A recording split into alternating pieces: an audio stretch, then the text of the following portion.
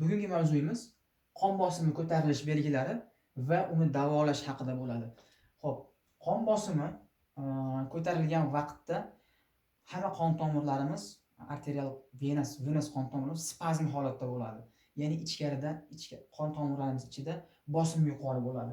Shu holatda birinchi belgimiz chest pain, ya'ni ko'krak qafasida og'riq hissi. Ikkinchisi dizziness, bosh aylanishlik belgilari. Heart palpitations, yurak notekis urishi. Edema, swelling, shish oyoqlarda, qovoqda, bo'yinda har xil shishlar bo'lishligi mumkin. Beshinchisi severe headache, ya'ni bosh miyamizda qattiq bosh og'rig'i yoki o'rtacha yengil bosh og'rig'i ham bo'lishi mumkin.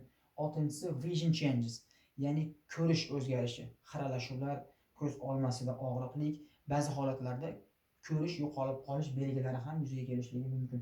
Xo'p, yettinchisi nose bleeding, burun qonashlari, ya'ni yuqori davleniyani burun qon tomirlaringiz ko'tarilmay qolgan holatda yorilib ketganda burun qonashi belgilari yuzaga kelishligi mumkin. Sakkizinchisi asymmetric weakness, ya'ni bosh miyada qon aylanishining o'zgarishi, buzilish natijasida chap qo'l, chap oyoq yoki o'ng qo'l va o'ng oyoq bir tomonlama kuchsizlik, quvvatsizlik belgilari yuz beradi.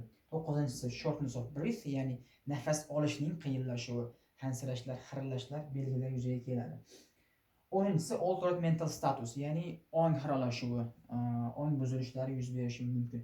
Agar shu belgilar kuzatiladigan bo'lsa, albatta arterial qon bosimi o'lchanadi va uni tushirishga qaratiladi hamma chora-tadbirlar agar qon bosimi ko'tarilgan bo'lsa. Xo'p, davolash. Bu holatda dastlab misol uchun davleniya yuqori bo'lgan holatda, 180-200 bo'lgan holatda biz dastlab u davleniyani 25%, dastlab 2 soatda 25% tushirishimiz kerak bo'ladi.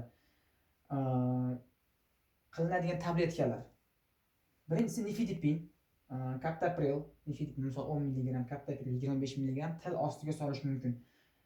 Diuretiklar, siydik haydovchi dori vositalari, furosemid, torosemid va hokazolar berishimiz mumkin bo'ladi. Klonidin, markaziy ta'sir qiluvchi antigipertenziv dori vositasi, nitroglitserin, clevidipin.